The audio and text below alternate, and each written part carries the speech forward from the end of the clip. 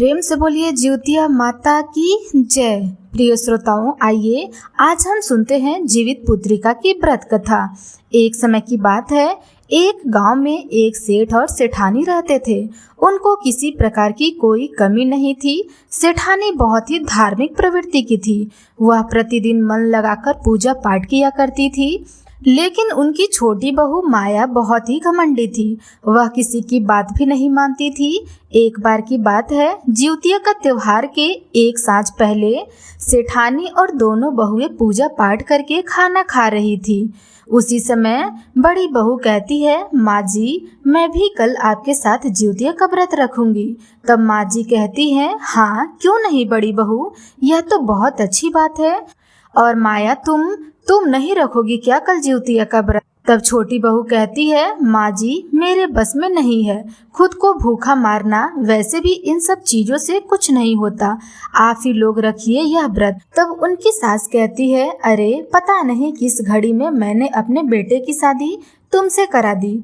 एक मेरी बड़ी बहू को देखो, कितनी सुशीला और समझदार है, और कोई तुम्हें देख ले। इतना कहते हुए खाना खा के बातें कर ही रहे होते हैं कि तभी वहाँ कहीं से 2-3 कुत्ते आ जाते हैं। तब बड़ी बहू कहती है, माँ जी, बाहर दरवाजे पर कुछ कुत्ते खड़े हैं, लगता है उन्हें भूख लगी है, कुछ रोटियां खिला दे।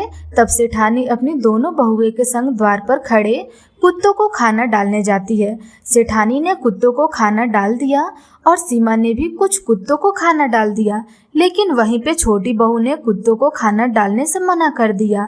तब सेठानी कहती है, माया क्या देख रही हो, तुम भी कुछ इन बेजुबानों को अपने हाथ से खिला दो, कम से कम पुण्य तो मिलेगा। तब उनकी छोटी बहू कहती है, आप ही लोग कमाइए पुण्य, मुझे नहीं चाहिए, मुझे अपने हाथ गंदे नहीं करने हैं। छोटी बहू वहीं खड़ी रही, लेकिन उसने किसी कुत्ते को खाना तक नहीं डाला। वहीं एक कुतिया जो गर्भवती थी, वह छोटी बहू की तरफ खाने के लिए देख रही थी। उसके करीब आ रही थी तो छोटी बहू कहती है, ए भागो यहाँ से रे, मेरे पास कुछ नहीं है, चल निकल यहाँ से। छोटी बहू ने उसे खाना नहीं दिया, बल्कि वो उस कुतिया को मारकर वहां से भगाने लगी। तभी एक गर्भवती कुतिया ने छोटी बहू को श्राप दे दिया। कहा, दयाहीन औरत, तुझे एक गर्भवती को लात मारा है। आज मैं भी तुझे श्राप देती हूँ कि तेरे जो भी पुत्र होंगे उसका विकास नहीं होगा और वह हमेशा ही बच्चा रहेगा। उस कुतिया ने मन ही मन छोटी बहू को श्राप दे दिया और वहाँ सब इस बात से अनजान थे। अगले दिन फिर सेठानी और बड़ी बहू ने जिउतिया का व्रत किया, नियम पूर्वक पूजा किया। धीरे धीरे समय बीतता और सेठानी की दोनों बहुएं गर्भवती हो गई। दोनों बहुएं ने एक एक पुत्र को जन्म दिया। सेठ सेठानी बहुत खुश थे। बड़ी बहू का बेटा उम्र के संग बढ़ने लगा, लेकिन वहीं पे छोटी बहू का बेटा जैसे कि तैसे रहा, उसका बिल्कुल ही विकास नहीं हुआ। सेठ सेठानी इस बात से बिल्कुल चिंतित रहने लगे। एक दिन की बात है, उनके घर एक साधु महात्मा आए। सेठानी ने महात्मा जी को सारी बात बताई।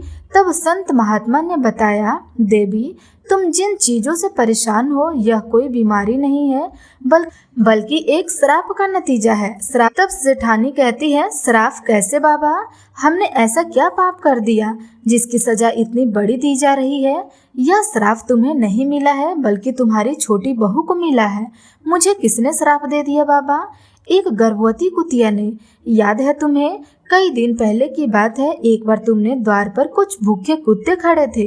उनमें एक गर्भवती कुतिया जो भोजन की लालच में तुम्हारी ओर आ रही थी, लेकिन तुमने उसे लात मारकर दुत्कार के भगा दिया। उसी कुतिया का श्राप का नतीजा है यह कि तुम्हारा बालक बढ़ नहीं पा रहा है। तब छोटी बहू कहती है, बाबा, इस श्राप से बाहर आने का कोई तो उपाय बताइए। मैं अपनी गलती के लिए क्षमा मांगती हूँ। बाबा, मेरी बहू से भूल हो गई है, इस श्राप से बचने का कोई तो उपाय बताइए। तब बाबा कहते हैं, एक उपाय है, यदि तुम अपने हाथ से भोजन बनाकर कुत्ते कुतियों को खिलाओगी और जिउतिया का व्रत रखोगी, तब सब ठीक हो जाएगा। तब सेठानी कहती है, ठीक है बाबा, मैं ऐसा ही करूंगी। अगले दिन फिर छोटी बहू ने ढेर सारे व्यंजन बनवाए और सबने मिलकर गांव के सारे कुत्ते कुतियों को भोजन कराया। फिर जिउतिया का व्रत आया तो सेठानी और उनकी दोनों बहुएं ने जिउतिया का व्रत रखा।